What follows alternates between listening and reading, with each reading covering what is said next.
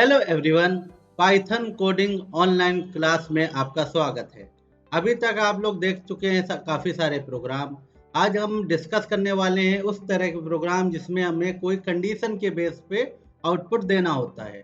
Suppose करिए अगर आपकी एज इनपुट करी जाए, आपकी एज, तो एज अगर आपकी 18 से ज़्यादा है तो आप वोट दे सकते हैं और 18 से कम है तो आप वोट नहीं दे सकते हैं। तो अगर आपको ऐसा प्रोग्राम पाइथन पे बनाना हो तो आप कैसे बनाएंगे? मतलब मैं आज आपको पढ़ाने जा रहा हूँ कंडीशनल स्टेटमेंट। ये हम लोग प्रैक्टिकली कोडिंग के माध्यम से समझेंगे। तो पहले देखते हैं कि कंडीशनल स्टेटमेंट होते क्या हैं। आइए स्क्रीन पे देखते हैं।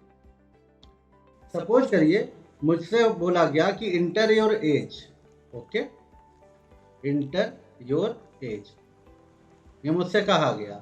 तो अब यहाँ पे एक मैं वेरिएबल लूंगा और इसमें मैं कोई वैल्यू इनपुट करा दूंगा। अब ये वैल्यू जो है इसमें दो बेस पे है, डिपेंड है।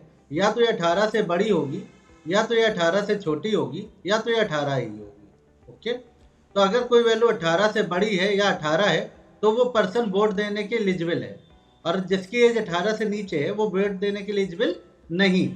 तो अब आप कैसे डिफाइन करोगे कि यहाँ पे अगर हम जो वैल्यू ले रहे हैं वो वैल्यू के अनुसार कि कोई आदमी वोट दे सकता है कि नहीं दे सकता है। ठीक है, तो यहाँ पे ऐसे केस जहाँ पे बने, जहाँ पे कंडीशन बने, वहाँ पे इस तरह की कोडिंग हमें करनी पड़ेगी जो हम आपको सिखाने जा रहे हैं। तो पहला केस क्या है, देखिए, अगर आपने कोई कंडीशन ली है, अगर वो कंडीशन ट्रू है तो क्या आउटपुट आना चाहिए, अगर वो कंडीशन फॉल्स है तो क्या आउटपुट आना चाहिए। तो इस तरह की वैल्यूओं को बोलते हैं कंडीशनल स्टेटमेंट्स। ओके, तो पाइथन की बात करें तो यहाँ पे हमारे पास तीन कंडीशनल स्टेटमेंट्स हैं। पहला, इसमें इफ का प्रयोग होगा, इफ माने यदि। दूसरा, इफ के साथ में एल्स का प्रयोग होगा, यदि ऐसा है तो ऐसा, नहीं तो फिर दूसरी कंडीशन वैसा। ठीक है, और तीसरी हमारी होती है इफ और एलिफ। ये तीन कंडीशन है। चौथी एक और होती है जिसे बोलते हैं नेस्टेड इफ। माने जब कंडीशन के अंदर कंडीशन आए तब नेस्टेड इफ। जब एक कंडीशन है तो इफ, कंडीशन का काउंटर पार्ट है तो इफ और एल्स, और इफ एलिफ मतलब एक से ज्यादा कंडीशन होने पे और उसका काउंटर पार्ट होने पे। तो आई होप ऐसे तो आपको समझ में आएगा नहीं, जब तक कोडिंग ना की जाए तब तक कहाँ पाइथन समझ में आएगी। तो आइए जानते हैं कोडिंग से हम लोग इस काम को कैसे करेंगे। तो हमारा पहले मैं स्क्रीन पे, आइए देख लीजिए। तो यहाँ पे हमारे सामने एक प्रोग्राम अवेलेबल है। यहाँ पे आप देखिए मैंने एक मैसेज पास कराया है, इंटर योर एज। ओके, तो एज में हमने एज वेरिएबल में यूजर की एज इनपुट करवा ली है इनपुट फंक्शन के द्वारा। ये एज इंटीजर में होगी और वो एज फंक्शन एज वेरिएबल में हमें रिसीव हो गई है। अब मुझे यहाँ पे चेक करना था क्या ये एज की वैल्यू जो है, सपोज करिए मैंने यहाँ पे 45 डाल दिया है। अभी हमें चेक करेंगे तो उसके लिए देखिए, जब भी आपको कोई कंडीशन चेक करनी हो तो आपको लिखना है इफ। ओके, और इफ के आगे आपको लिखनी है कंडीशन। ये हमेशा याद रखिए, ये सिंटेक्स है। इफ लिखेंगे, कंडीशन लिखेंगे, ठीक है, कॉलन बनाएंगे।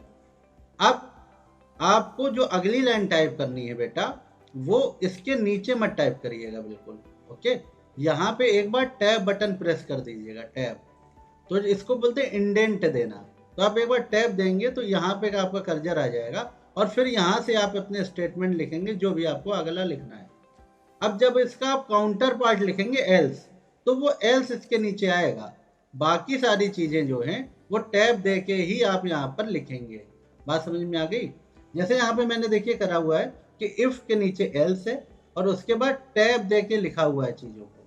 तो इसी को आप समझ लीजिए। सबसे पहले मैंने लिखा इफ। इफ का मतलब हो गया यदि।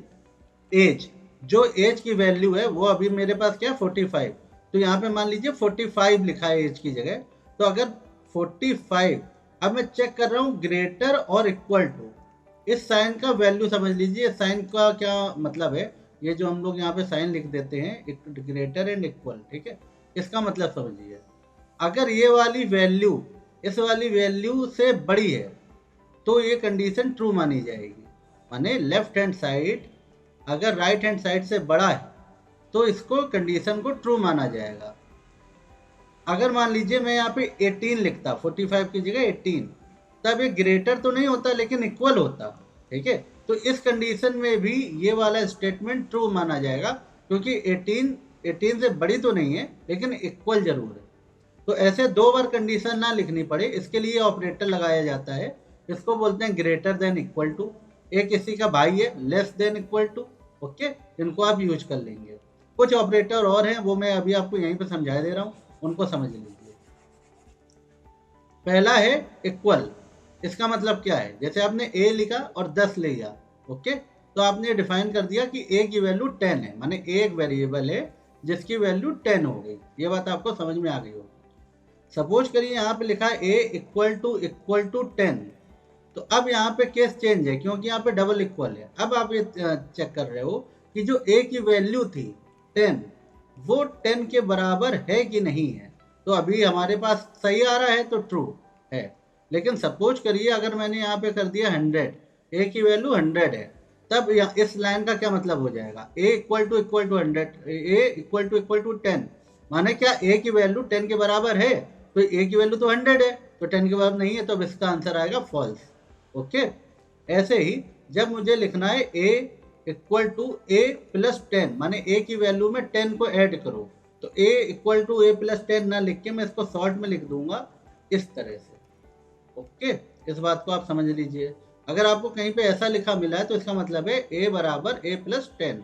ओके, अब यहाँ 10 की जगह कुछ भी हो सकता है, ए की जगह कुछ भी हो सकता है, लेकिन ये जो ऑपरेटर है ये यही रहेगा।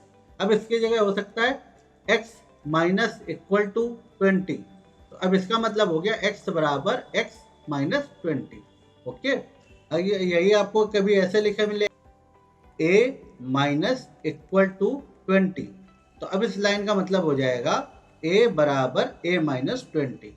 सपोज करिए a की वैल्यू 100 है, तो यहाँ पे 100 लीजिए, यहाँ पे 20, नाउ a रिसीव 80।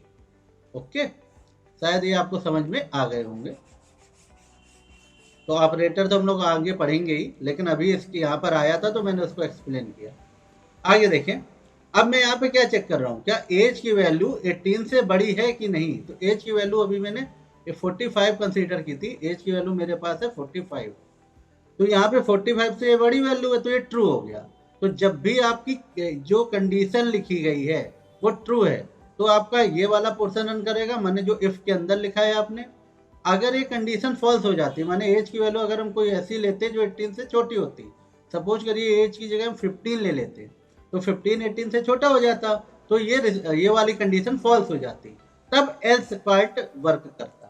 ओके, फिर से समझ लीजिए, अगर कंडीशन ट्रू है तो इफ के अंदर वाला स्टेटमेंट रन करेगा, और इफ कंडीशन फॉल्स है तो एल्स के अंदर वाला स्टेटमेंट रन करेगा। इनको आप जब भी लिखेंगे तो वो हमेशा याद रखिए, इफ के नीचे एल्स आएगा और स्टेटमेंट के नीचे स्टेटमेंट आएगा। यहाँ पे आपको टैब बटन दबानी है, टैब बटन कीबोर्ड में कैप लॉक के ऊपर, उसको आपको प्रेस करना ही करना है। ओके, तो मैं आपको ये रन करके दिखाता हूँ। इंटर योर एज लिख के आया, मैंने डाला 45, इंटर किया, आंसर आ गया, you are eligible for voting. Okay, अब सपोज करिए मैं इसकी जगह 18 की जगह 15 डाल देता हूँ, तो 15 जो है वो 18 से छोटा हो गया। अब आप यहाँ इंटर करेंगे तो यहाँ पे क्या लिख के आ रहा है, you are not eligible for voting.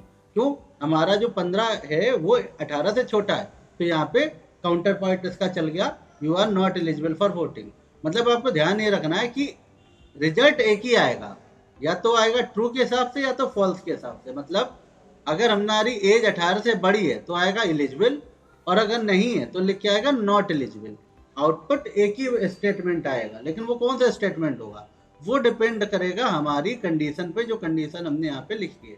Okay, तो फिर से इसके पॉइंट समझ लीजिए कि सबसे पहले आपको इफ लिखना है, इफ के बाद आपको कंडीशन लगानी है, और कंडीशन के बाद कॉलन का निशान लगाना है। उसके बाद आपको एंटर करके टैब बटन दबानी है, और टैब बटन दबाने के बाद जो भी स्टेटमेंट है टैब बटन दबाने के बाद आपको लिखना है। फिर आपको एल्स लिखना है, एल्स आपका काउंटर पार्ट हुआ, माने ये कंडीशन अगर फॉल्स हो जाए तब एल्स वाली पार्ट चलेगी, और इसके आगे भी आप कॉलन का साइन लगाएंगे। और इसी स्टेटमेंट के नीचे, माने यहाँ पे फिर से टैब दबा के, इस जगह टैब दबाइए, और टैब दबाने के बाद इसके नीचे बस स्टेटमेंट लिखिए, स्टेटमेंट 2। ओके, ऐसे आपने लिख दिया।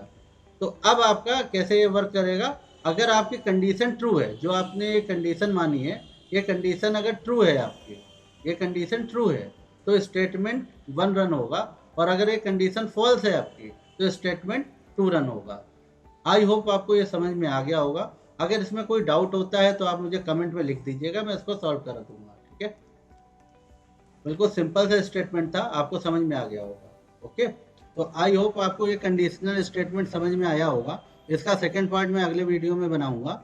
ठीक है, तो इफ और एल्स का ये प्रोग्राम आप करके देखिएगा, तो आई होप आपको ये समझ में आ गया होगा। Thank you very much.